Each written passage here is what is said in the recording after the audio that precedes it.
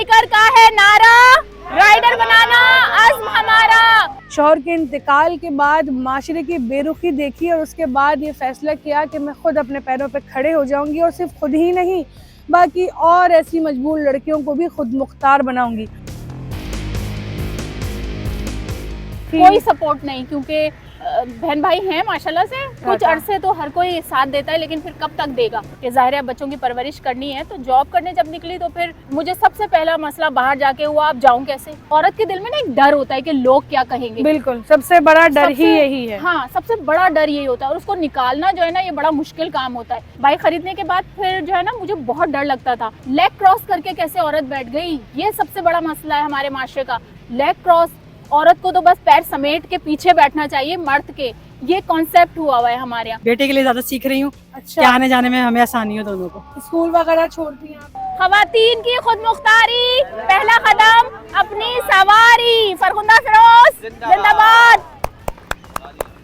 बिस्मिल्लाहिर्रहमानिर्रहीम, अस्सलाम वालेकुम। दस्तक टीवी के साथ मैं हूँ महामजरा। नाज़रीन, इस दौर में हमने देखा है कि अब ख़वातीन भी पीछे नहीं रहीं, क्योंकि इस महंगाई के दौर में इस माशरे में ख़वातीन को मजबूरन मर्दों के शाना बशाना खड़े होना पड़ता है। आज की कहानी एक ऐसी खातून की है जो कि बाइक राइडर हैं। शौहर के इंतकाल के बाद माशरे की बेरुखी देखी और उसके बाद ये फ़ैसला किया कि मैं खुद अपने पैरों पे खड़े हो जाऊंगी और सिर्फ खुद ही नहीं बाकी और ऐसी मजबूर लड़कियों को भी खुद मुख्तार बनाऊंगी। तो चलते हैं, आपकी मुलाकात करवाते हैं उस बाहिम्मत खातून से और जानते हैं उनकी कहानी के कैसे इस माशरे को उन्होंने फेस किया। अस्सलाम वालेकुम फरखंदा, कैसी हैं आप? अच्छा फरखंदा, हमने बहुत देखा है कि माशरा बहुत ज़्यादा आगे बढ़ गया है, बहुत ज़रूरी हो गया है उन ख़वातीन के लिए जो कि चाहती हैं कुछ करना, ट्रांसपोर्ट उनके पास नहीं होती। तो ये बहुत ज़रूरत बन गई है कि ख़वातीन के पास भी अपनी ट्रांसपोर्ट हो, लेकिन हिम्मत नहीं आती, लोग, डर होता है कि लोग क्या कहेंगे। आपने कब शुरू किया और क्या वजह बनी कि आपने सोचा कि मैं खुद अपने पैरों पे खड़ी हूँ और एक बाइक चला के खुद कमाने के लिए जाऊँ? देखिए, मैं वैसे ही जैसे और दूसरी ख़वातीन होती हैं, हाउसवाइफ होती हैं, वैसे ही मेरे माशाल्लाह बच्चे हैं, शौहर, हम लोग बहुत अच्छी ज़िंदगी, खुशहाल ज़िंदगी में गुजार रही थी। लेकिन वक्त का कुछ पता नहीं होता। अचानक से मेरे हस्बैंड की 5 साल पहले डेथ हो गई, अचानक हार्ट फेल हो गया उनका, और मुझे समझ ही नहीं आ रहा था कि मैं अब क्या करूँगी, किस तरह से जीऊँगी। बच्चे छोटे और स्कूल जाने वाले बच्चे, तो मैं अब कैसे जीऊँ, मैं बिल्कुल नहीं समझ पा रही थी। कुछ महीने तो मैंने कहा ये हो क्या गया अचानक से, और अब मैं क्या करूँ। फिर कोई सपोर्ट नहीं थी? कोई सपोर्ट नहीं, क्योंकि बहन भाई हैं माशाल्लाह से, लेकिन ज़ाहिर है सब अपनी अपनी ज़िंदगी में बिजी हैं और कुछ अरसे किसी की जिम्मेदारी नहीं उठाता। कुछ अरसे तो हर कोई साथ देता है, लेकिन फिर कब तक देगा। तो फिर शौहर आपके वाहिद कफील थे घर के? जी जी बिल्कुल, वही कफील थे, वही हम बहुत अच्छी ज़िंदगी गुजार रहे थे। लेकिन फिर जब उनका इंतकाल इस तरह से अचानक हो गया तो वाकई में मेरे समझ नहीं आया कि मैं करूँ तो क्या करूँ। फिर सारी जिम्मेदारी आपके कंधों पर आ गई? बिल्कुल, बच्चों की परवरिश, बच्चों की स्कूलिंग करना, सब करना मेरे ही कंधों पर आ गया सब कुछ। तो फिर अल्लाह से मैंने हिम्मत मांगी, ताकत मांगी कि अल्लाह ताला आप मुझे इस तरह से हो जाए मेरा। फिर अल्लाह ने वाकई इस तरह, जब अल्लाह ताला से हम अच्छी उम्मीद रखते हैं तो फिर होता भी है कि मुझे जो है हिम्मत मिली, हौसला मिला। और मैं अब जब जॉब करने के लिए निकली कि ज़ाहिर है बच्चों की परवरिश करनी है, तो जॉब करने जब निकली तो फिर मुझे सबसे पहला मसला बाहर जाके हुआ, अब जाऊँ कैसे, किसके साथ जाऊँ। तो बाहर निकली, रिक्शे के किराए इतने ज़्यादा, जितना मैं कमा नहीं रही थी तो उससे ज़्यादा तो मैं रिक्शों में और कन्वेंस में खर्च हो रहा था मेरा। फिर बसेस के इंतज़ार में इतनी देर खड़े रहना पड़ता था, वो भी एक मसला। फिर उसके बाद चिंची से जाओ तो वो भी एक मसला। आते थे तो इतने भरे हुए आते थे, तो कराची शहर में कोई प्रॉपर जो है वो इंतज़ाम नहीं है कन्वेंस का। तो फिर मैं आई, मैंने सोचा कि क्यों ना चलाई जाए एकदम। ये किसी ने आपको आइडिया दिया था या खुद ही आपने ये सोचा? नहीं, खुद ही आया मेरे जहन में। ज़ाहिर है एक middle class, lower middle class की खातून होना और फिर इतनी गुंजाइश नहीं होना, ज़ाहिर गाड़ी अफोर्ड नहीं कर सकते थे, तो खुद ही मेरे जहन में आया क्यों ना मैं बाइक की तरफ क्यों ना जाऊँ। बाइक फिर भी उस लिहाज से सस्ती भी है, फिर वो अपनी सवारी भी हो जाएगी, मुझे किसी से कहना नहीं पड़ेगा, मैं किसी की मोहताज नहीं रहूँगी, मैं बाइख्तियार हो जाऊँगी, ख़ुद मुख्तार हो जाऊँगी। तो ये सारी सोचें जब मुझे आई तो फिर मैंने एक इत्तेफाक से, मैं फ़ेसबुक पे सर्च कर रही थी तो एक कैंपेन आई हुई थी, कराची यूनिवर्सिटी में बाइक सिखा रहे थे वो लोग, फ्री में सिखा रहे थे, मैं वहाँ चली गई और अल्हम्दुलिल्लाह वहाँ जाके मैंने बाइक सीख ली। कितने दिन में सीख ली थी बाइक मैंने चलाना? तकरीबन 15 दिन में सीख ली थी बाइक अच्छा। चलाना जी। उसके बाद फिर जब बाइक मैंने सीख ली, फिर बाइक ख़रीद ली। बाइक ख़रीदने के बाद फिर जो है ना, मुझे बहुत डर लगता था।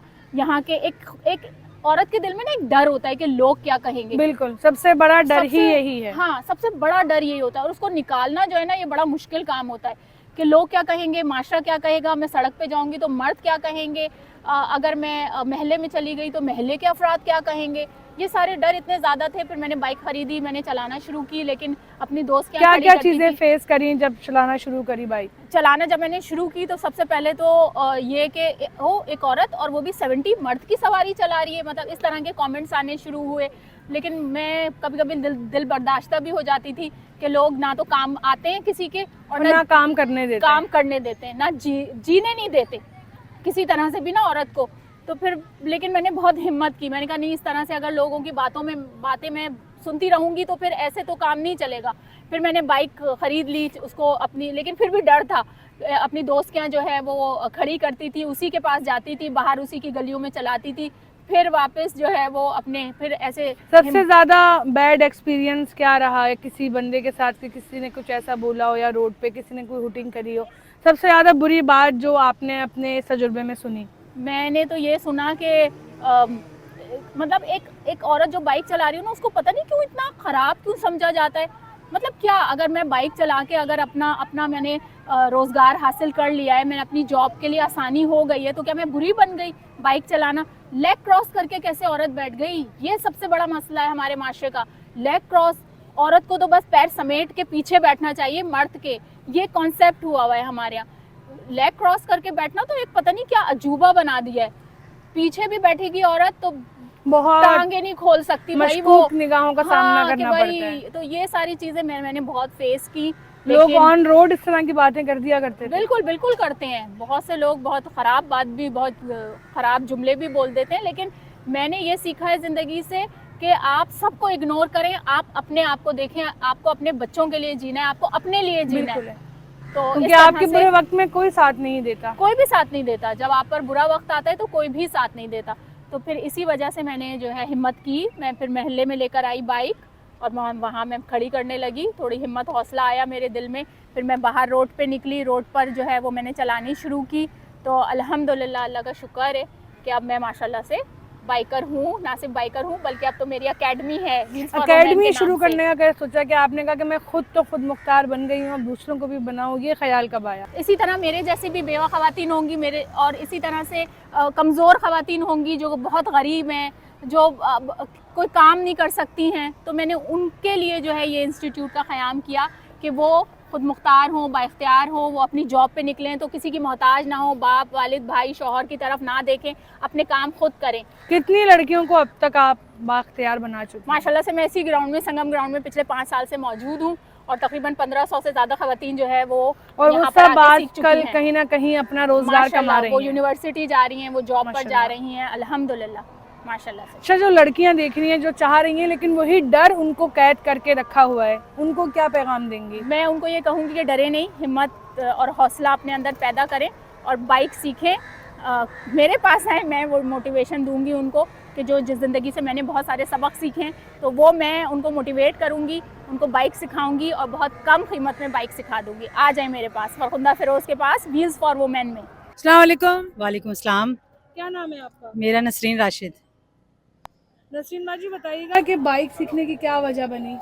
बाइक आसानी, आने जाने की आसानी के लिए, सीखने के लिए, इसलिए क्या सीख रही हूँ। यूसेज क्या है आपका वैसे? रिक्शा, चिंची, उसमें बहुत परेशानी होती जॉब थी। करती हैं? नहीं, वैसे तो हाउस वाइफ हूँ, पहले जॉब करती थी, अब हाउस वाइफ हूँ और अपने बेटे के लिए ज़्यादा सीख रही हूँ कि अच्छा, आने जाने में हमें आसानी हो दोनों को। स्कूल वगैरह छोड़ती हैं आप, लेती हैं? नहीं, अभी तो वैन है, लेकिन फिर इंशाल्लाह खुद जब इसको, सीख जाएंगे तो हाँ, फिर खुद ही ट्यूशन जैसे छोड़ना। छोड़ना लाना, और जैसे कहीं छुट्टी का दिन है तो कहीं आना जाना तो बहुत मुश्किल होती थी।